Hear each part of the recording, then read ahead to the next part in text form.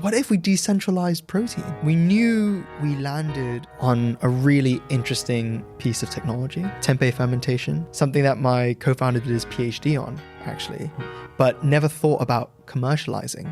With me, with my background in biochemistry, I was able to understand the science. With my background in corporate stuff, business stuff, I was able to understand some of the commercial impact that I could have. The grand vision is that we see tempeh as the world's go-to source of protein, full stop.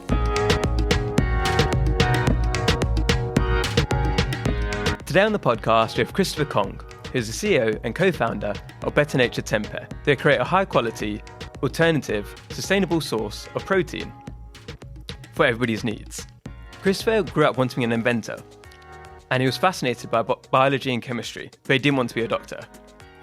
He was exploring different careers, and he was very interested in entrepreneurship while at university. Through a freak incident, he then entered a university competition where there was a tempeh branded idea where he met his first co-founder, and they later took that on and used their unique processing to make this new brand, which is now in stores nationwide and is doing incredibly well. This is his story and where they are today. We're the Bay HQ and I'm Mama, and we're powered by HSBC Innovation Banking. So what you're doing today is incredible, but when you're growing up, when you're a kid, what was the dream? What was the ambition? What did you want to be when you grew up? When I was a kid, I wanted to be an inventor. I think many kids sort of go through this, right? They sort of start off as like, oh yeah, I want to be like an FBI agent. I want to be like a police officer. And I sort of went through that journey, but about like when I was like 5 or 6, sort of landed on, I want to be an inventor or I want to be a scientist, right? And like, for example, every time so I've got 2 brothers, one older, one younger. And every time they broke one of our toys, like which it will inevitably happen, like for example, like a remote control sort of like car, I would break down the car, be like, these components seem pretty cool. Let's make another toy. And I found so much so much fulfillment from doing that I was like, damn, I just want to keep on doing whatever this is. So yeah, when I was super young, I wanted to be an inventor. Did that carry on to what you chose to study later on, or did you? Yeah, shift? sort of. I mean, from a super young age, like when all the kids were reading Harry Potter, I never found that stuff interesting.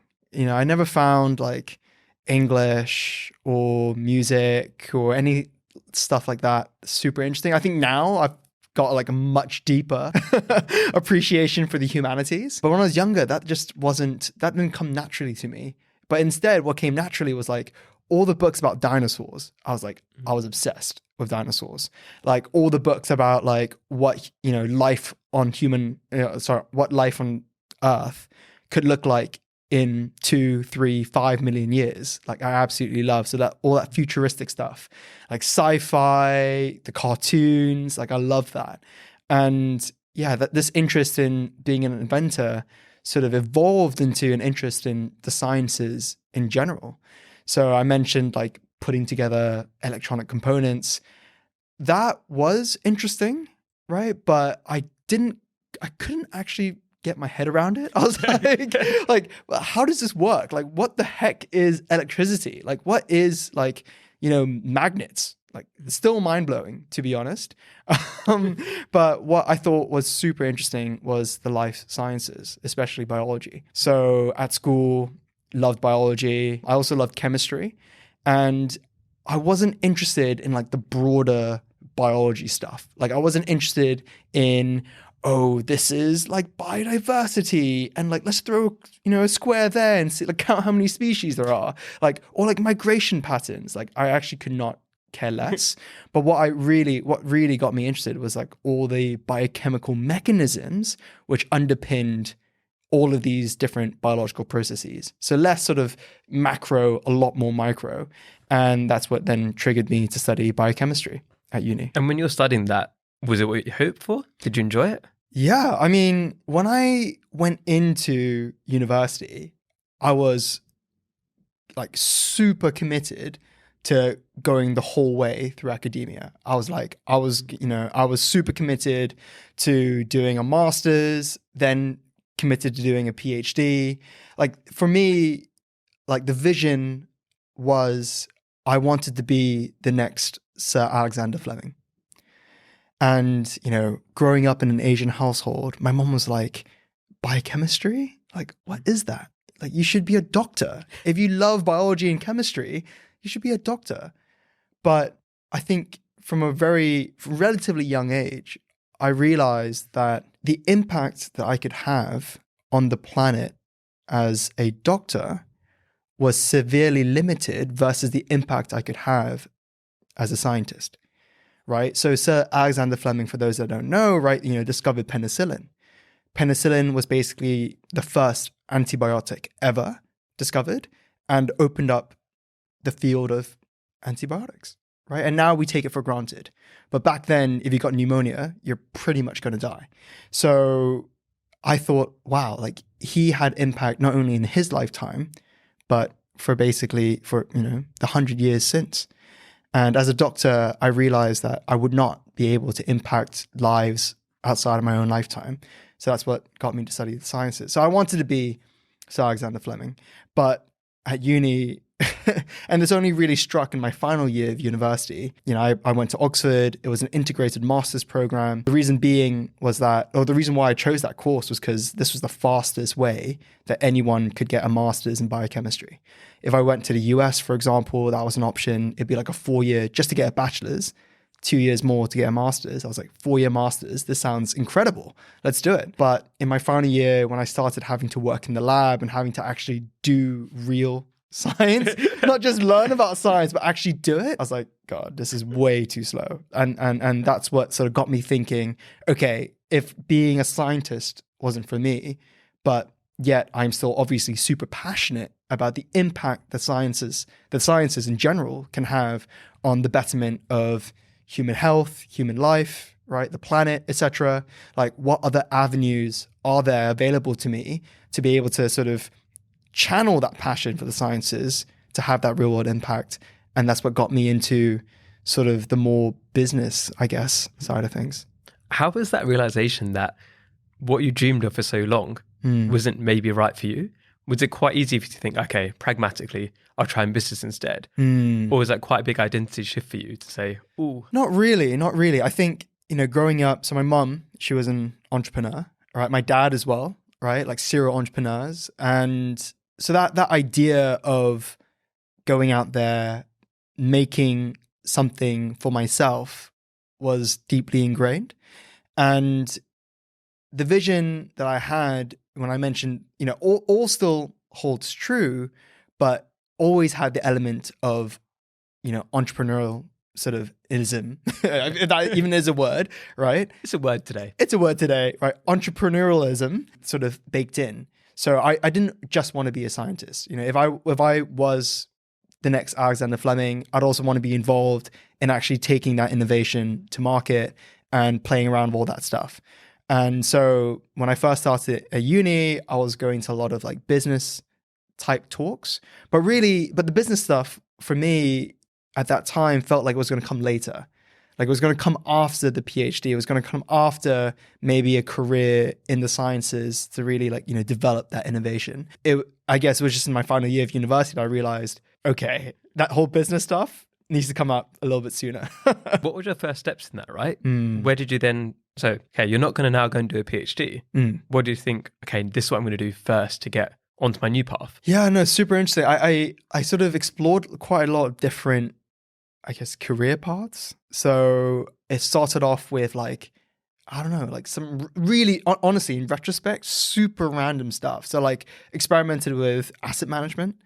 So I applied for a few asset management internships, did a little stock picking competition, but I realized I've got no interest in doing research into why this company would do well and sort of just taking a bet. That did not interest me at all. I wanted to be a lot more operational. So that then led me to, okay, if I want to be more operational, what career opportunities are there to sort of get a feel for lots of different industries?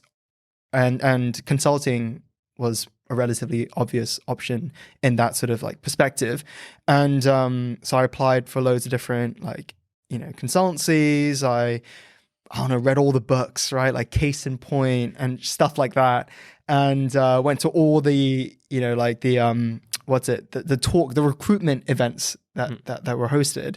And it's sort of, I guess the message that they all shared was, join us, solve a real problem, right? Have real impact. And that really resonated. I was like, well, I don't know. I know I'm passionate about the sciences, but I actually have no freaking clue how you'll get from like a benchtop sort of, or like a scientific paper, to an actual real world product that's going to impact people. Why not join a consultancy where I get to sort of play around loads of different industries, learn all these different skills, PowerPoint, Excel, learn all these skills to be able to have that impact. So I, was very fortunate to have been, to successfully get an internship at McKinsey in the London office. So this was this was summer of 2017.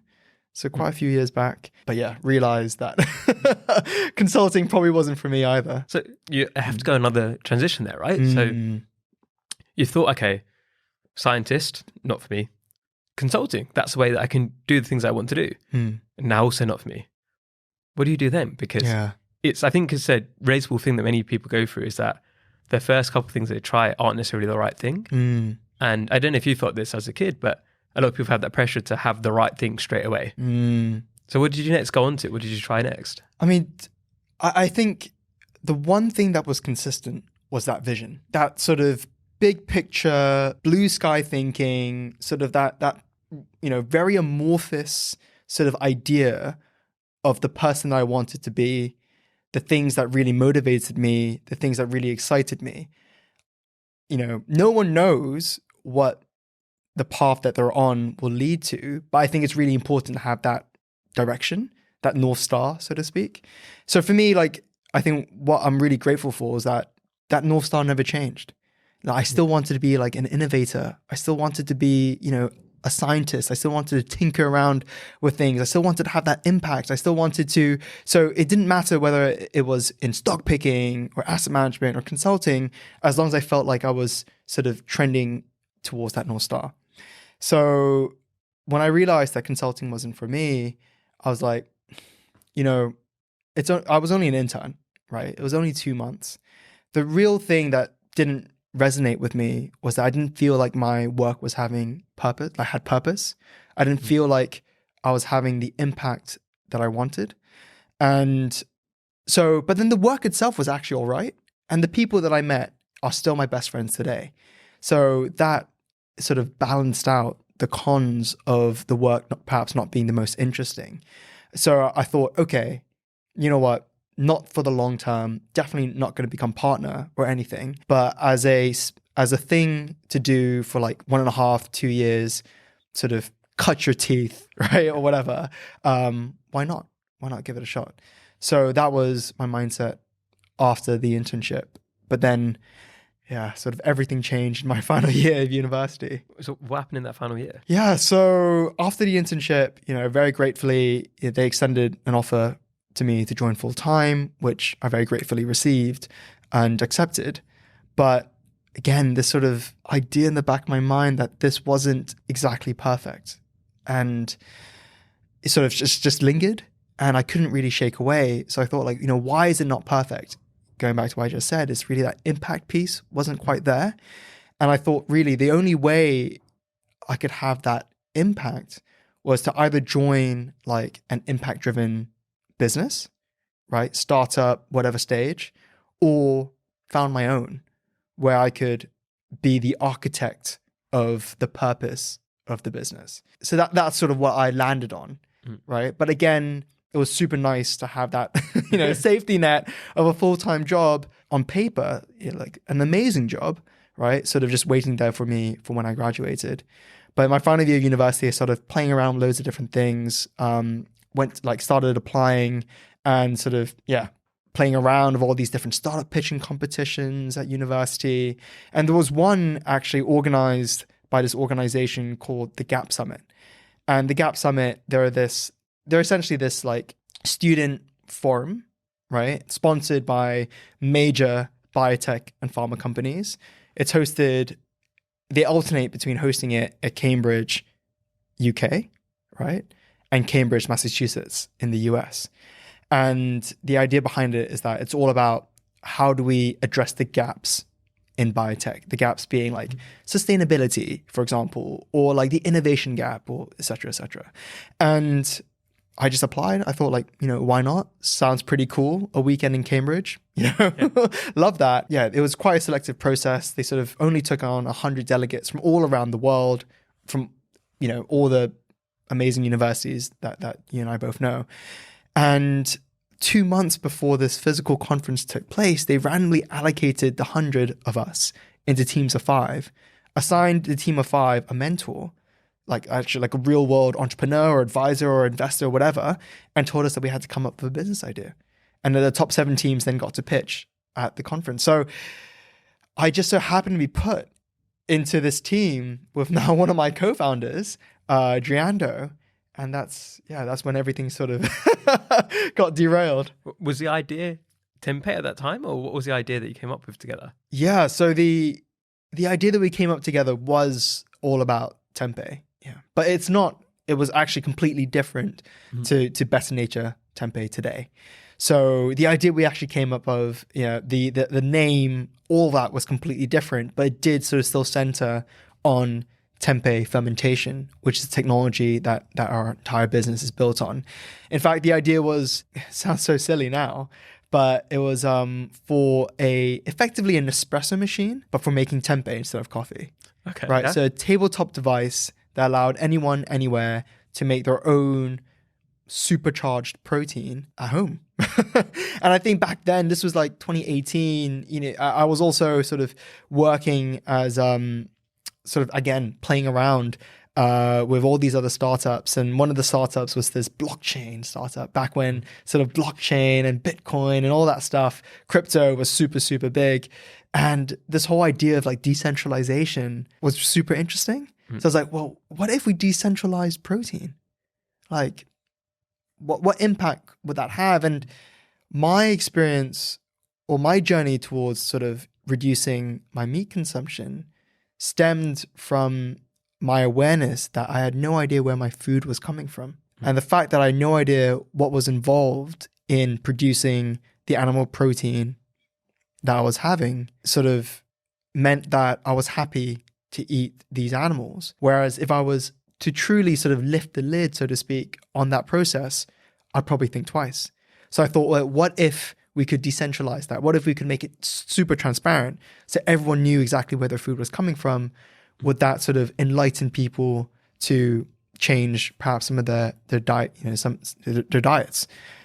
And so, yeah, that's where the idea for Tempeh Easy came from, that sort of Nespresso machine for tempeh. But yeah, we've put that on ice for now. So it'd be interesting that journey, because obviously today it's Better Nature Tempeh and it's very different to our original idea. But you met your co-founder at that competition, and I'm guessing behind the scenes ideas were stirring around.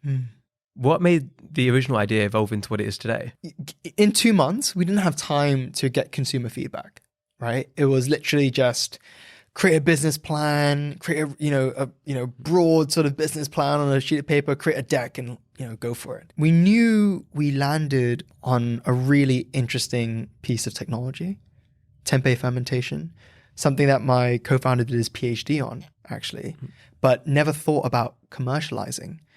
So, but with me, with my background in biochemistry, I was able to understand the science.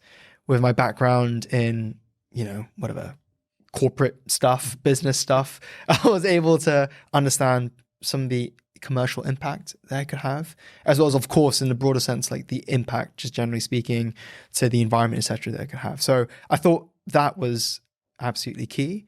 But the way in which that technology sort of manifested itself was I was totally flexible on. And what we realized was that no one's going to buy a machine to make tempeh if no one knows what tempeh is. Like, simple as that. So then the idea became, okay, how do we absolutely blow up the awareness of tempeh? So we very quickly pivoted, after winning that competition. So out of 20 teams, we won. We got like a few, like at that time we thought it was a huge amount of money, but looking back, it was like $3,000. After winning that funding or whatever, that sort of like stipend, we then started thinking, okay, how do we blow up the awareness of tempeh? And that's what got us to creating tempeh crisps, right? So snacks made using tempeh. But then we very quickly realized, like, the world doesn't need another high protein snack, right? Like, what is truly unique about tempeh that warrants consumers' attention towards it? And we realized it was because of the role it can play in reducing people's meat consumption without compromising on taste, texture, right? Enjoyment of that protein. So that's how we then sort of transitioned from the snacks to where we are today. So serving that center of plate meal occasion. We hope you're enjoying the episode so far. We just want to give a quick shout out to our headline partners, HSBC Innovation Banking. One of the biggest challenges for so many startups is finding the right bank to support them. Because you might start off and try to use a traditional bank, but they don't understand what you're doing. You're just talking to an AI assistant, or you're talking to somebody who doesn't really understand what it is you've been trying to do. HSBC have got the team they've built out over years to make sure they understand what you're doing. They've got the deep sector expertise, and they can help connect you with the right people to make your dreams come true. So if you want to learn more, check out hsbcinnovationbanking.com. So if you walk us through those early steps, right? Was it once you've had this competition done, you've graduated from university, was it straight into Better Nature Tempeh for full time, or how did that come about, that decision? Yeah, so I mean, I graduated June 2018. The competition and everything sort of happened earlier, like around springtime, April, May time. It wasn't a straightforward decision to make, as you can imagine, right? Like, I had this job offer on the table. I had worked extremely hard to get that internship in the first place. Like, it certainly wasn't easy.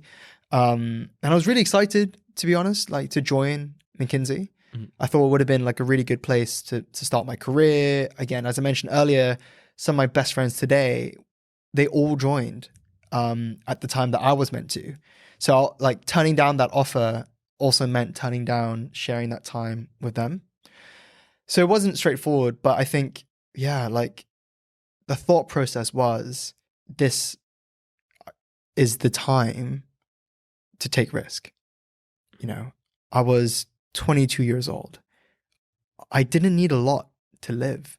In fact, what I ended up doing was asking McKinsey if I could defer my entry date by a year. And what that meant was that I kept that safety net, but given myself a year to either smash it out of the park and determine whether or not Better Nature was going to be this thing that I commit many more years to, or fail. And that I think, having that sort of deadline to prove whether or not this could work meant that I just worked extra hard to try and kill it, really. I tried to kill it. And so after the competition, after graduating, I then worked at Founders Factory, because I realized one of the key components of success for this business was securing funding. And I needed to know what then, determines whether or not a startup could receive that funding. So I worked at Founders Factory. They are this sort of accelerator, incubator / VC based in London. And there, like, by day, I was grilling entrepreneurs. By night, I was grilling myself. I was like, well, all these questions I'm asking these entrepreneurs, these poor entrepreneurs that are being grilled on the spot, like, I need to be able to answer them too. Right. So all these, icy sort of white papers that I was drafting, team, traction, right? Defensibility, market size, consumers, blah, blah, blah, blah, blah. I was like, shit, I need to answer all of this. Like, this is all stuff I need to answer too. And that was super, super like powerful. I thought that experience, like, super enlightening. And when the business idea I realized could answer all of these questions that I was asking, these poor entrepreneurs, I realized that maybe I was onto something. And then I went out, raised our first round, built a team. So it was at that time that like our two other co-founders, Ellen and Fabio, joined. And, once you have a team, once you've got some funding, you can't really say no to that. And the prospect of, it was just so exciting, I felt. And I still am extremely excited, probably even more so than I was back then. But like the prospect of being able to have this impact, to be the architect of that, right? To still be that inventor that I always wanted to be when I was a kid, right? Yet still feed into sort of my general motivations of having a positive impact on the planet. Yeah, just could not say goodbye to that. So yeah, when push came to shove, I said no to McKinsey, and that was that. And I'm guessing there's no regrets? Absolutely not. So obviously you've been on this journey now for a little while. What have been some of the biggest wins? Like, tell us where Better Nature Tempeh is today. Yeah, I think seeing your products on supermarket shelves, just nothing really quite beats that. Like, for example, when I was at Oxford, and, Ellen, she also studied at Oxford. In fact, she was the one that got me to, that started me on my plant-based journey to begin with, back when we were both at uni. We used to go to this Tesco right around the corner from college pretty much every single day. That's where we bought our staples. That's where we bought our plant-based protein. That's where we bought our wine and beer before a big night out. And this Tesco on Morden Street, when I was thinking about incubating that embryonic idea for Tempeh / Better Nature, I would look at that shelf and be like, damn, here you have Corn, Meatless Farm, the tofu company, Cauldron. Like, wouldn't it be so cool if one day our product could sit on that shelf? Fast forward 4 years and we were there. So that was insane to think about. Like, every time I pitched this idea to investors in the earlier days, and I told, and then sort of the product's positioning is that we are more all natural, more wholesome than your meat alternatives like Corn, Meatless Farm, but more, higher in fiber, more tasty, more nutritious, firmer texture than your tofus. I always look, like in my mind's eye, I see that shelf. So to finally be on that shelf is insane. And funnily enough, it's actually one of our best performing stores today. Of the 600 stores that we're in Tesco, that one on Morden Street, like consistently is somehow in the top 20. So you mentioned earlier on about the education needed around tempeh, right? That people need to understand, like you said, the nutritional value, the fiber, everything like that. How have you been able to do that? How have you been able to market something which maybe people have never heard of in the earlier days and show them that this is something which is valuable to them, that they should be trying out? Yeah, I guess the good news is that we weren't alone.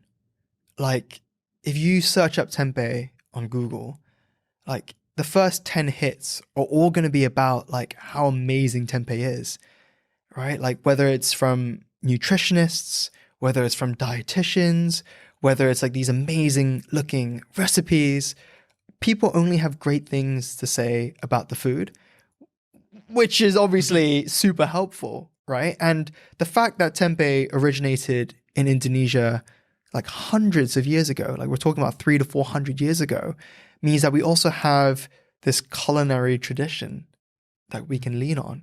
So you're right. If we were to, basically create a food product out of thin air and market that, as a small business would be hugely so difficult.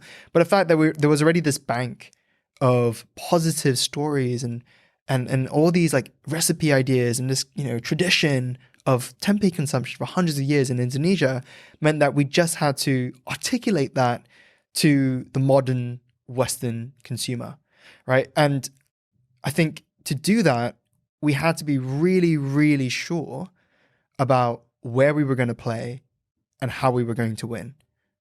What I mean by that is that as a small business, you can't play in every single arena, right? When Amazon first started, they were just all about books. And then they sort of like branched out. Now they've got AWS and whatever, right? But when they first started, they had one arena and they just had to absolutely nail that. And so for us, it was like narrowing down exactly where we're going to play. And we realized that retail was, we could have gone into food service. We could have started supplying restaurants or universities or schools, whatnot. And, there is a business there and it's something that we are now working on, right? But we knew we had to nail retail first, right? Or at least that was what we committed ourselves to doing. And then how we were going to win was also super, super, had to be absolutely nailed. If you look at the current category, if we said that we were just a better tasting corn, is that exciting of a proposition? Everyone is saying that are better tasting than corn, right? If we said that, we were just like tofu, but better. Most people don't really have the most positive affiliations of tofu to begin with. So that is also a very weak proposition. So we had to be really clear about that we were not going to be a tofu alternative. And we're certainly not going to be a meat alternative. We are championing tempeh in its own right. And that's what landed us on protein supercharged, right? High quality protein, double the protein content of chicken eggs with fiber, with gut health benefits, with taste and texture. So, I think that really helped. Just being clear on what we wanted consumers to know is often it's often like 80% of the challenge of marketing. So that's like one challenge you've overcome there, which you've obviously done very well considering you're in Tesco and all these other places. What were some of the other big challenges you faced and how did you get through them? In the early days, right?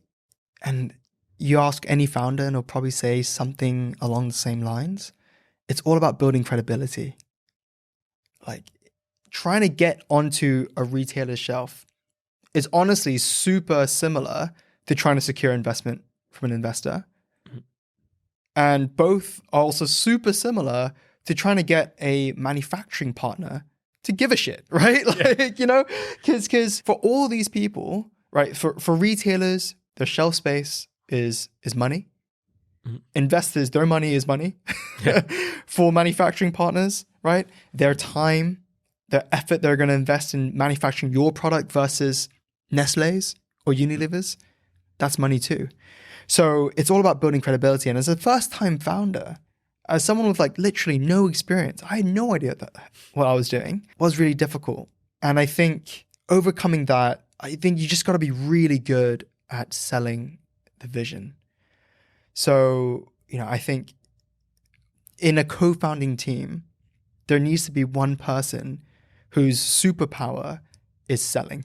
Because you're going to be selling all the time when you're in your early stages. You're going to be selling to partners, you're going to be selling to investors, you're going to be selling to retailers, you're going to be selling to customers, you're going to be selling to your team, right? To hire the best people. You just got to keep on selling. And I think obviously no one, is born good at selling or convincing, but all these skills sort of, are cultivated over time.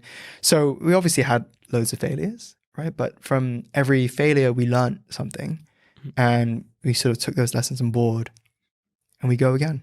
So you mentioned there the vision, right? Of how you've been able to get all of these different stakeholders involved.